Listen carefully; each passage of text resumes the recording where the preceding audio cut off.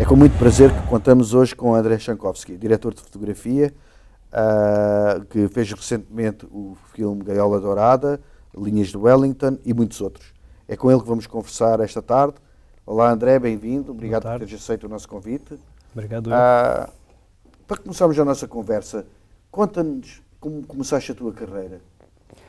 Minha carreira veio de ser primeiro convidado para fazer alguns making-offs em algumas filmagens de videoclipes e precisaram de certa altura de um assistente e eu estava ali disponível para, ou seja, propuseram esse cargo, que eu não conhecia nada, então comecei a ser assistente de câmara em telediscos com o Zé Tiago. E pouco a pouco o Zé Tiago fui evoluindo, fui aprendendo toda a parte técnica, a parte de câmera, a parte de película, até com o Tiago ter a oportunidade de fotografar algumas coisas, fazer testes e começar assim o meu percurso fotográfico. Não é? Mas era a fotografia fixa que mais te atraía, eu lembro-me mais ou menos que na altura, quando tu começaste e apareceste, era mais a fotografia fixa. E também estavas na escola, na EPI. Estava na EPI. Foi na EPI que eu descobri que existia a função de diretor de fotografia, que eu juntava a fotografia estilo com operação de câmera. Eu queria ser operador de câmera, não é? Ou seja, talvez de criança, e aquele sonho assim, que era cinema, operador de câmera. E tinha paixão pela fotografia fixa, e aí foi na EPI que descobri, com o professor, o Zé Lobato, que existia uma coisa que era a junção das duas coisas. Então fez um clique ali e aí o percurso para chegar lá, para aprender isso tudo, foi ser assistente de câmara. Eu lembro-me bem quando tu apareceste, ainda estavas na escola, na EPI, e vinhas como assistente de imagem connosco, em publicidade, em telediscos. Eu lembro que uma vez era comigo ou com o Zé Tiago, mas uma das publicidades. Mas tu fizeste mais, foi telediscos logo a seguir, que eu lembro-me bem. Foi. Sim, eu quase em paralelo comecei, portanto andava na escola ainda, conhecia as pessoas, digamos, que estavam a fazer os telediscos na escola, né, que me levaram, com quem eu comecei a fazer os making-offs, e depois o Zé Tiago, com quem eu comecei a ser assistente, junto com o Aurélio. Não? A gente andava na escola e fomos os dois ser assistentes do Zé Tiago nos telediscos que ele fazia. Então, aí em paralelo, comecei a trabalhar como assistente de câmara em publicidades, contigo, com o Zé, com o Miguel Malheiros, com outras pessoas que estavam, as pessoas que me eram próximas naquela altura, não é? E em paralelo fui então começando a fazer os telediscos Pimba, a ideia era sempre fazer em 16, sempre tínhamos pouquíssimos meios, mas aproveitar os poucos meios que a gente tinha e tentar fazer o melhor trabalho possível, o que a brincar foi uma excelente escola de fotográfica, não é? Sim, e também me lembro que tu tinhas feito um teledisco com uma banda bastante conhecida. Era uma banda de Leiria, não era? Era os The Gift, não é? The Gift, exato. Pronto. Era com essa banda que fizeste um dos primeiros videoclipes deles. Foi. No finais dos anos 90, talvez, não? Foi em 98, por aí, 99. Exato. Aliás, foi o meu primeiro trabalho em 35 esse, de 35mm. Até lá tinha feito várias bandas pimbas, populares, depois já estava, pronto, já tinha, fiz contigo a Sara Tavares, no teledisco, Paulo Gonzo, pronto, já músicos mais melhores e mais interessantes, né? E aí apareceram os Gift, do qual fiz 2 ou 3 telediscos a seguir. E esses telediscos lançaram a tua carreira, Foi. Se a memória não me falha. Foi o videoclipe dos GIF, participou de um concurso, né, de telediscos e ganhou a melhor fotografia e foi isso que chamou a atenção de quem fazia publicidade, né, porque me conheciam como assistente, mas não faziam ideia que eu fotografava os telediscos e pôs-me um bocadinho no mapa, né, chamou assim um bocadinho a atenção, então pouco a pouco foram, quem fez aquele vídeo, foram chamando um a um e foi onde foi a maneira de pôr o pé na publicidade, foi este teledisco. Exatamente, e agora faz-me lembrar uma publicidade tua que tu fizeste, que é a da Vodafone com o fundo todo vermelho. Sim. Lembras-te dessa? Lembro. Isso talvez seja uma das primeiras publicidades que tenhas fotografado. Por acaso, não, essa do fundo vermelho foi a transição de Telecel para Vodafone. Foi o primeiro anúncio Vodafone feito em Portugal, dizendo que a Telecel ia ser chamada Vodafone. Okay. Eu já tinha feito vários Telecels antes, mas das primeiras publicidades que fiz, por acaso, foi da Telecel.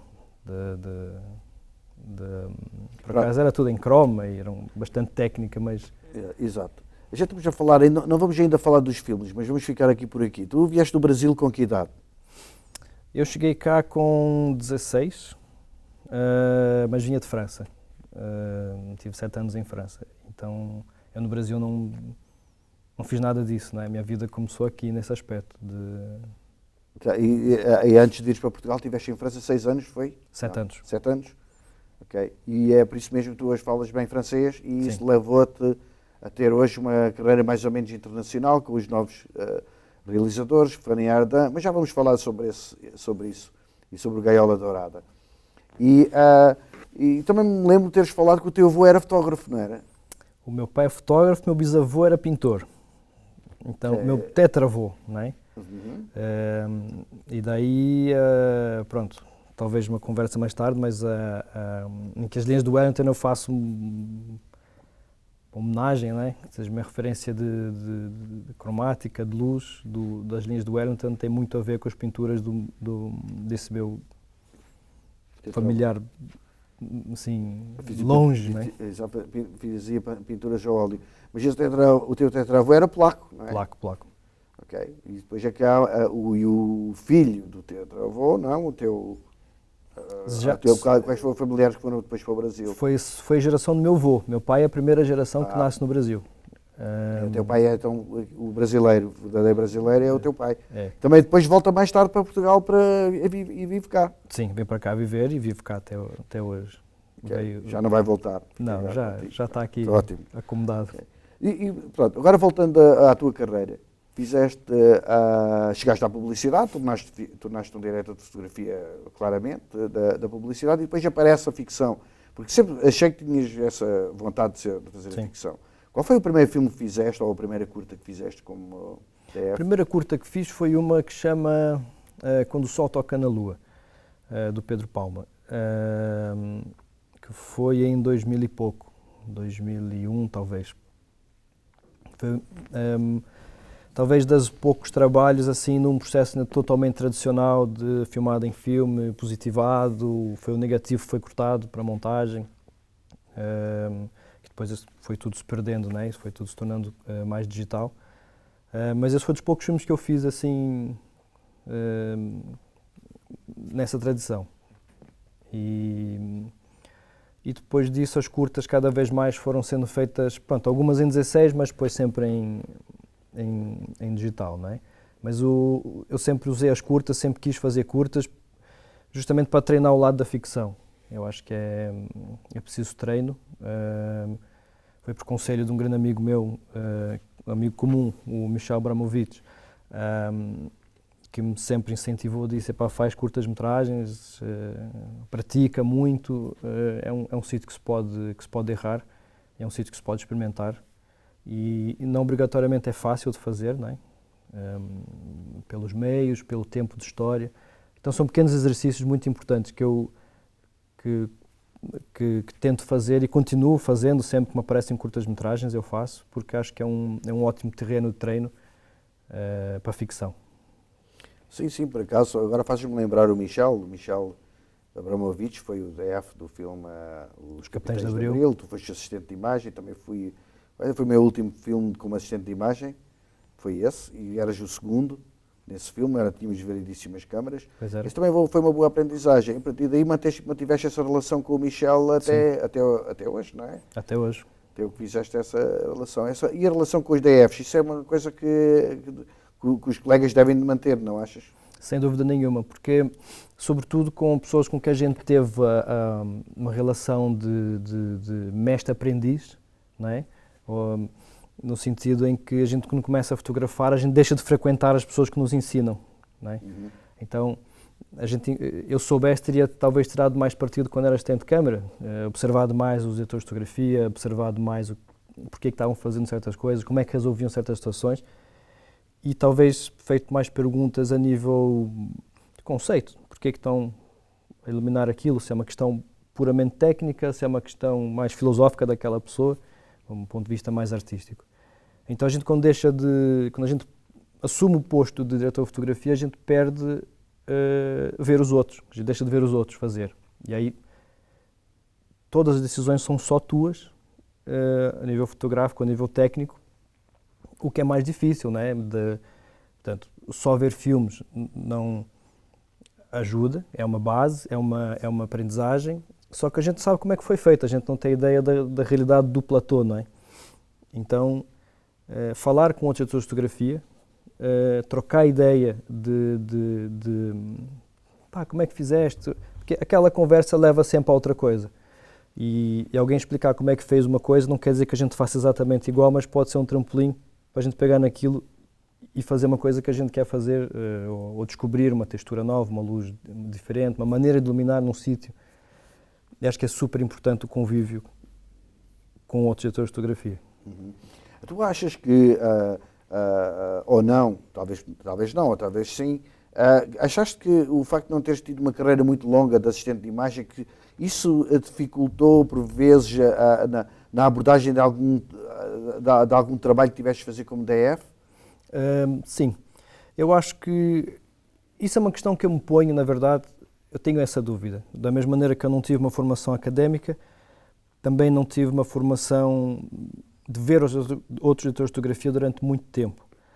Então, talvez há coisas que sejam muito fáceis de resolver, ou que esteja na página, pá, eu costumo brincar, que esteja na página 3 de um livro qualquer, pá, e que demorei 5 anos a descobrir, porque estava sozinho nisso, não é? Há outras coisas, se calhar, a gente desenvolve sem preconceito, porque ninguém nunca disse, olha, assim ou assado que se faz. Então, eu acho que todos os caminhos são válidos. Eu acho que há pessoas que se dão melhor de um, precisam de um, há pessoas que precisam de outro. Eu sinto falta de algum treino ou de alguma sabedoria mais académica em termos de história de cinema, em termos das várias linguagens fotográficas que foram usadas e porquê. Eu só tenho uma ideia assim por alto. Então, acho que nesse aspecto sinto falta, sim.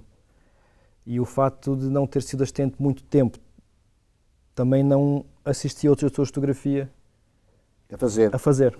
Exato, Que é outra parte da aprendizagem, não é? Exatamente. Acho que a parte que a gente lê, que a gente assiste, que a gente vê um resultado feito, dos mestres todos, e o fazer, o ver na prática, ok, aconteceu alguma coisa, como é que resolves, ou como é que abordas uma...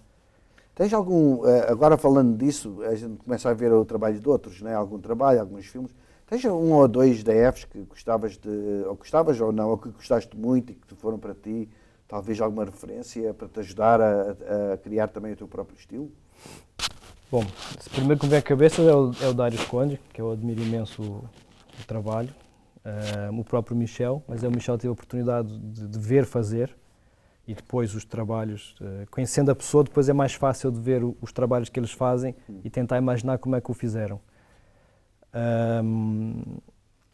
Bom, depois o Néstor Almendros, todos os americanos, o Dickens, como inglês, o Lubezki, que ultimamente, portanto, na geração que nós estamos a conviver, não é? Todos eles são um exemplo são uma inspiração, não é? O Bruno Delbonnel, depois mais antigos o Caleb Deschanel, tem filmes que há 20 anos que se calhar podiam ter sido filmados hoje, são pessoas que são... Avançaram muito na estética. É intemporal o que fizeram, não é? Não está ligado a uma estética nem a uma moda. É tão forte e tão bem, está tão adequado à história que se torna intemporal, não é? Como o Odisseia no Espaço, não é? O 2001 é um filme que pode ter sido filmado ontem. Exato. Vendo esse filme, por exemplo, parece que foi feito agora, não tem aquele tempo. Não tem datado, não está ali numa... Marcou muito bem. Quando tu foste fazer o teu primeiro filme, como é que tu te sentiste, apesar da experiência que tinhas como DF de videoclipes, apesar da experiência que tinhas como na publicidade e das curtas-metragens. Mas como é que foi a abordagem no teu primeiro filme, a tua longa? A minha primeira longa foi uma que não estreou cá, foi um filme que inclusive o realizador saiu a meio, e é um filme que ninguém deve ter visto. Oh céus, o realizador saiu a meio? Saiu, o realizador despediu-se, não aguentava É mais. estranho, é estranho. E eu fui com ele, obviamente, que é um filme que chama Sea of Stars, que é um filme filmado no Líbano. Essa foi a minha primeira longa pura e dura, não é? Eu tinha feito telefilmes até aí. E a minha preocupação, eu acho que com o avançar do, sei lá, cada filme, e até hoje, cada filme que passa, acho que eu estou a abordar um pequeno aspecto da fotografia a mais, não é? Então, se calhar naquela primeira curta-metragem, quando o sol toca na lua, eu queria que o negativo imprimisse. Eu estava contente se, ok, chego no laboratório, está lá qualquer coisa, não é? Pronto. A continuidade, pronto, havia uma intenção, talvez algumas cenas se conseguiu uma intenção fotográfica, mas muito básica, não é? Muito, eu queria que imprimisse.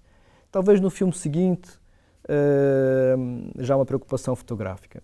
E nas longas acho que é a mesma coisa. A gente acha que no primeiro filme está a tentar gerir aquele tempo todo de filmagem, aqueles decores todos, a imposição de tempo já é muito maior, a cronologia do filme é completamente baralhada, não é? A gente, era delicioso poder filmar na cronologia, mas a gente sabe que é mentira. Se calhar a gente começa pela última cena, ou começa pelas cenas mais difíceis, e não é propriamente aquela que te dá jeito para começares, por exemplo, fotograficamente. De repente, sei lá, eu sou da opinião que se a gente tem que espalhar alguma cena, que seja no início do filme, porque depois a gente vai lembrar mais do fim do filme, não é? Sei lá, é uma teoria boba, mas se calhar... Agora, se tu começas pela primeira cena e estás a aquecer ainda, estás a descobrir a fotografia do filme e aquilo está lá numa cena importante, é complicado, não é? Mas de certeza que hoje tens uma abordagem totalmente diferente daquela que tiveste quando vieste o primeiro filme, não é? Até o trabalho com os realizadores, de certeza, claro, é muito mais evoluído. Mas, e a forma como é que tu trabalhas com os realizadores? Tu tens alguma abordagem especial ou adaptas perfeitamente a qualquer um dos realizadores? Procuras trazer a tua estética fotográfica? És convidado por causa da tua estética fotográfica ou não? O que é que tu achas que... Como é que abordas cada filme novo que aparece? Pronto, acho que é uma fase na preparação muito importante para a gente descobrir o realizador pronto. Obviamente a gente já houve um encontro primeiro, antes do realizador chamar uma pessoa para um filme, não é? Portanto, obviamente ele deve ter 2 ou 3 pessoas em mente e por uma química qualquer, seja pelo trabalho, seja por essa pessoa achar que você é a pessoa indicada para o trabalho, portanto, escolheu a ti. E aí acho que é uma fase muito importante de descoberta na preparação. E o que eu tento fazer é encontrar o meu lugar, o que é que aquele realizador precisa de mim. Para quê? Porquê? Em que aspecto do filme? Quanto é que ele quer que eu participe ou não da parte criativa, de preparação, de decupagem, de proposta fotográfica. E como disseste, há vários tipos de realizador que trabalham todos, não há um que trabalhe igual ao outro. Pronto. Há ferramentas comuns, o guião, o storyboard, ou se há ou não, e depois cada um trabalha à sua maneira. Há uns que preparam mais, menos, que têm coisas muito definidas na cabeça, e outros que deixam uma parte muito grande para a gente participar. Seja na parte da decupagem, seja na proposta fotográfica. Então acho que na parte de preparação é tentar descobrir e ser o mais claro possível com o realizador o que é que ele está à espera de ti. Às vezes eles próprios não sabem muito e a gente então tem que propor e no fundo é encontrar o que aquela pessoa precisa da tua parte. Porque se a gente propõe demais, há realizadores que não gostam, não querem, não precisam daquilo. E se a gente propõe de pouco, também não. Mas eles também têm que dar informação suficiente para a gente propor. Então essa troca, essa conversa é muito importante na preparação e vai acontecendo ao longo do filme, não é? Até a gente encontrar uma linguagem com a qual conversar sobre aquele filme. Isso em particular, falando agora mais concretamente em filmes, falamos do Mistérios, falamos das linhas do Wellington. Como é que tu abordaste? O Mistérios tem uma portentosa fotografia. Temos que considerar que, de facto, o Mistérios tem um trabalho fotográfico bastante bem conseguido. Foi mais pela relação que tiveste com o realizador ou foi pelas boas condições de produção que tiveste? As duas coisas, mas sobretudo pela liberdade que o realizador me deu. O que foi engraçado nos Mistérios é que, e daí a experiência do Raul, acho, mas eu já contei isso várias vezes, que ele me disse, ele só me disse que eu fui me sentar com ele para falar de fotografia e ele só me disse que o filme era romântico. Então, no meio de uma história, a gente estava a beber cerveja, não sei o quê, e ele só me disse, olha, o filme é romântico. E não me disse mais nada. Então, ele mostrou-me um caminho. Então eu fui estudar o que era, eu fui pesquisar o que era romântico, não é? E aí tive cerca de um mês para estar a ver livros, pesquisar, me aprofundar no assunto. Então, quando fui a reperagem, nesse espaço de um mês, estamos a falar com 2 semanas de reperagem pelo meio, o que ele fez foi preparar os sentidos, acho eu, para quando a gente chegasse em cada decor, eu o visse daquela maneira. Ele não me disse, olha, aqui quero mais assim, mais assado, quero uma luz mais rasante, quero... Não. Ele me deu um universo para trabalhar. Então eu tinha que pegar naqueles decores e pôr dentro daquele universo. Só que o Raul só diz o que quer no próprio dia. A reperagem com ele, ele abre a porta de um decor, olha lá para dentro e vai-se embora. Isso está bom, eu consigo filmar aqui. Ele não me diz, vou filmar para lá, para cá, para a janela, nada, o trave, nada. A gente só preparou alguns primeiros dias de filmagem, o que dá uma grande espontaneidade. E aí entra a qualidade de produção do filme, que é, nós tínhamos capacidade de resposta para chegar de manhã, ele dizer, olha, vamos filmar nessa sala, e a gente em 1 hora e meia estar prontos para filmar. Tinhas uma equipa técnica, tinhas equipamento, tinhas iluminação, tinhas Exato. tudo. Tinhas, Ou seja, não como uma mega coisa, mas o suficiente para a gente conseguir aquele resultado. Exato. Não é? E na tua pesquisa sobre o romantismo, o que é que encontraste? Olha, encontrei o que os românticos queriam fazer, ou o que os românticos gostavam. E que seja representação, sei lá, eles usavam muita coisa dos elementos, não era sempre muito a história do vento, da água, depois do sol, as ruínas, pronto, tudo isso faz parte do universo romântico.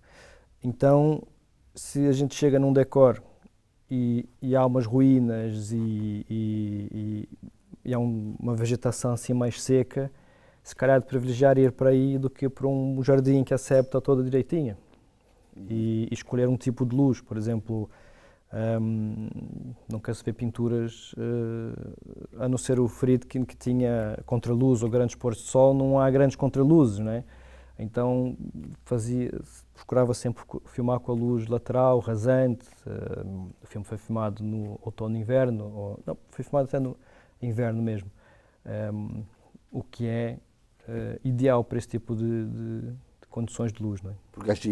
Procuraste evitar a sombra, era mais a fonte de luz mais suave, Era sempre. Procuraste sempre esse tom. E nos movimentos, o Raul era muito preciso na questão dos movimentos de câmara, não era? Isso era com ele. Os movimentos de câmara, ou seja, era com ele.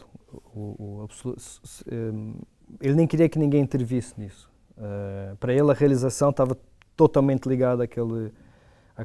o movimento de câmara está totalmente ligado como ele queria contar aquela cena. E aquilo...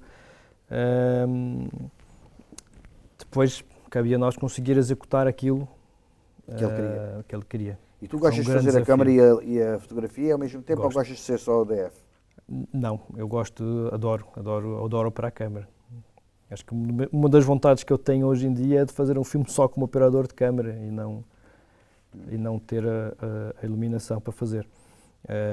Não porque não quero, só porque para desfrutar mesmo de só para a câmara. Porque acaba por ser bastante pesado às vezes, né, de iluminar e enquadrar, porque a gente deixa passar certas coisas de câmara, para proteger a luz, ou deixa passar certas coisas de luz porque não tens tempo, tens que enquadrar também. Portanto, Pois. E depois o DF tem que tirar o back, tem que levantar o back. Exato. E quando é operador, baixa a câmera mais um bocadinho. Exato. Os tais truques, não é? Que a gente Ou sobe a utiliza. coluna da pantera e filma mais para baixo. Exatamente, sobe-se a coluna da pantera e fugimos lá ao tal back que está a chatear. Exato. Não é?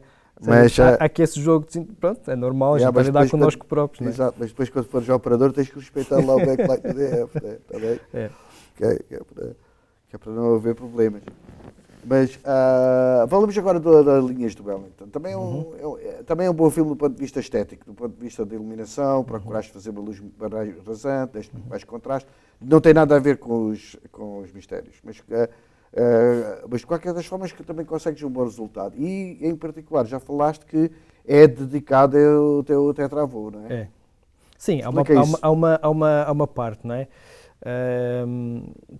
Porque da parte, quando a gente começou a preparar o filme e o Rui ainda estava vivo, não é? Quando a gente começou a preparar esse filme, a ideia do filme era mais teria saído um filme diferente, não é? E era muito baseado nas pinturas do Lévesque, que inclusive é um personagem que aparece no filme, que era um pintor suíço, se eu não me engano. Então, porque que estava cá naquela altura, pintou uma série de coisas, pintava coisas do dia a dia, portanto a gente tinha muitos bons exemplos de como é que era Portugal naquela altura. E a parte cromática, a parte de luz, fui buscar as pinturas do Boleslao, que é esse meu tetravô, mas obviamente ali já havia todo um trabalho de direção de arte que já estava encaminhado, que coincidia muito, portanto, que era mais baseado no Lévesque, não é? A parte de guarda-roupa que a Isabel Branco determinou, e coincidia muito com coisas dessas pinturas. Então acho que a referência de luz que ele tem se encaixou perfeitamente nessa. Foi uma fusão, digamos, não é? de pintores, não é? E o desenrolar ao longo do filme, começaste a preparar o trabalho com o Raul e depois vem a Valéria, Certo. mais tarde. Essa mudança deve ter sido um choque grande no ponto de vista estético e na tua cabeça. Sim, foi muito, como é que se diz? São duas maneiras de ver o mesmo guião, não é? Muito distintas, apesar de ter-se tentado guardar o máximo de coisas que o Raul, mas lá está, como o Raul tinha aquela frescura de chegar de manhã e dizer o que queria fazer, ele pouco transmitiu de específico, não é? Ele nunca disse, olha, aqui vamos fazer assim, assim, assado. Apesar que nesse filme ele estava, digamos que transmitiu muito mais coisas que nos mistérios, ele não diz assim 100% o que vai fazer em cada sítio, mas ele apontava muitas coisas. Ele tem um caderno que depois ficou com a Valéria e a Valéria tentou interpretar aquilo também. E muito cedo percebemos que não valia a pena a gente estar a pensar pelo Raul, então a Valéria fez o filme dela. E tiveram que fazer o filme, exato. O que se apostou foi mais em paisagens, ou seja, algumas paisagens, alguns decors mudaram para serem mais vistosos, mais interessantes, mais de acordo com cínicos, as pinturas, não é? Mais pitorescos, porque o filme, sem o Raul, perdia um lado um bocado mais...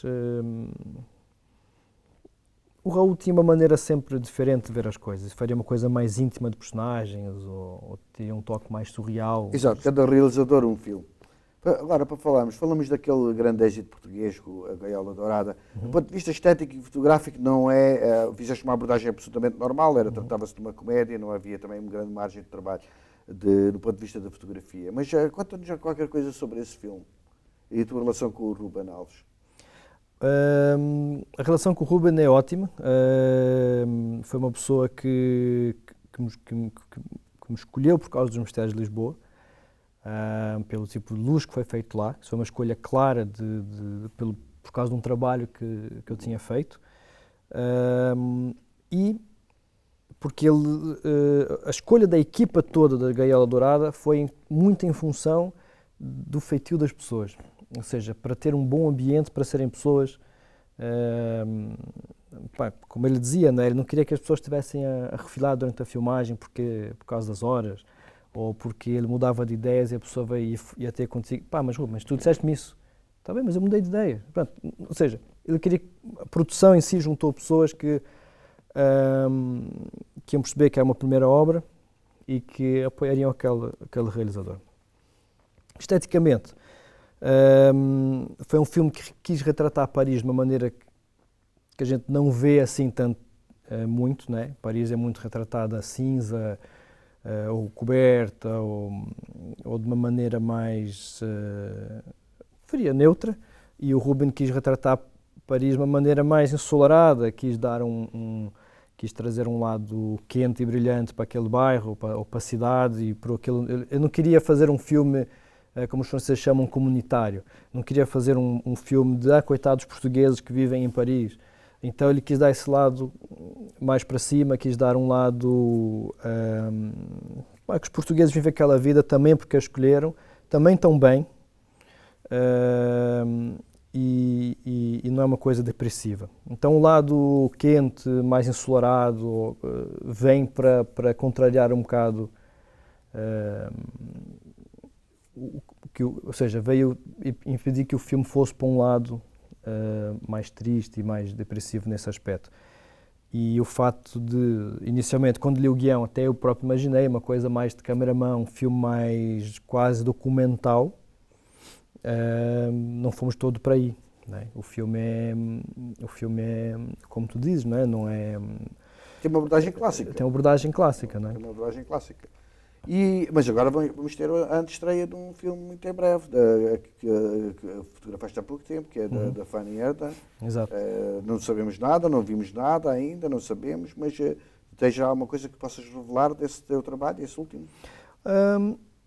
Olha, eu acho que é uma realizadora, lá está, dentro do assunto dos realizadores, é uma realizadora que é uma coisa completamente diferente do seu filme, que contrariamente a que eu pudesse pensar, tinha uma procura visual muito específica, tinha uma procura de decors muito específico, então passa muito do que quer fazer, não é? Passa muito de... É um filme de autor, não vou dizer que é biográfico dela, mas tem muito dela. E eu ainda não vi a versão final, então não podes falar muito, mas não fizeste a correção de falar. cor. Fiz a correção de cor, mas a gente faz por partes e faz sem som, ou seja, não vi o filme seguido, corrido, ainda. Não sei como é que ele está. Vai estar bem, espero. Espero que sim. Ora, nós ainda não falamos da mudança do analógico para o digital. Acho que isso não é incontornável, não podemos falar sobre isso. Que impacto é que isso teve em ti, a mudança do analógico para o digital? Nenhum? Melhorou? É para ti melhor? Achas que podíamos manter ainda a película? Que devíamos ou não? O que é que opinas sobre o assunto? Eu acho que o digital veio... O que é que eu sinto mais do digital? Eu sinto que se há um lado bom que desmistifica o papel da fotografia, mas ao mesmo tempo há uma perda de respeito em vários departamentos. Ou seja, não é só no trabalho da fotografia.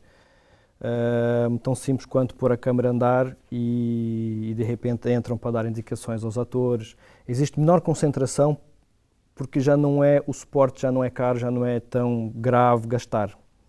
Então, em vez de se ensaiar e determinar uma cena, vai-se gravando e vai-se afinando enquanto se grava.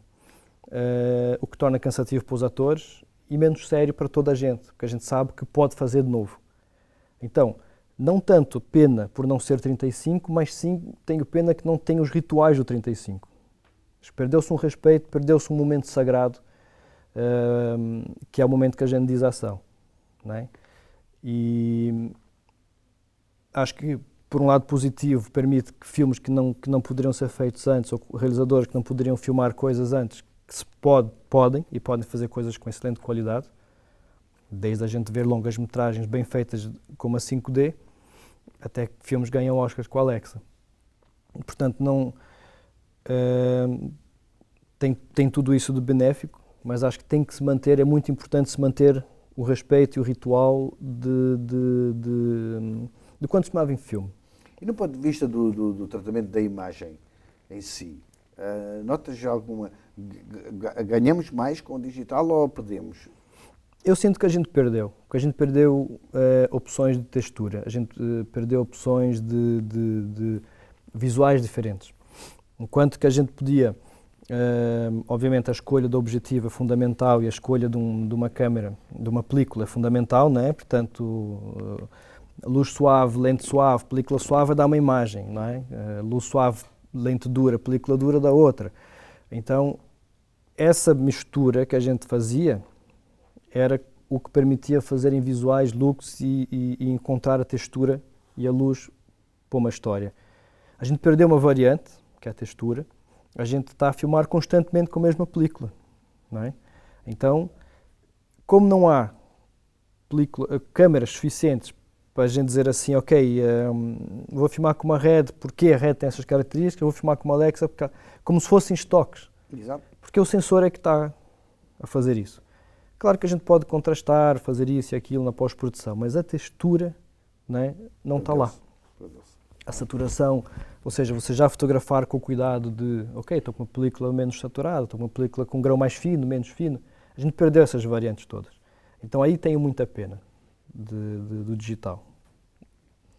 E agora para terminar, porque a organização já nos está a mandar embora, porque acho que a gente está aqui tempo demais, mas eu gostava de ficar aqui a falar contigo mais 2 dias. Okay?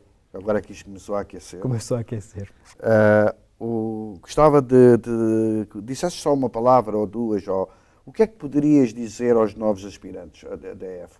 Lembra-te quando tu tinhas 20, quando a gente se conheceu, tinhas menos até, tinhas para aí 18 ou 19. 17 ou 18 para ir. Pronto, quando ainda eras um menino, lembra-te desse tempo e o que é que dirias aos jovens de hoje? Olha, de irem atrás das pessoas que eles querem conhecer, que eles acham que têm coisas a aprender, não é?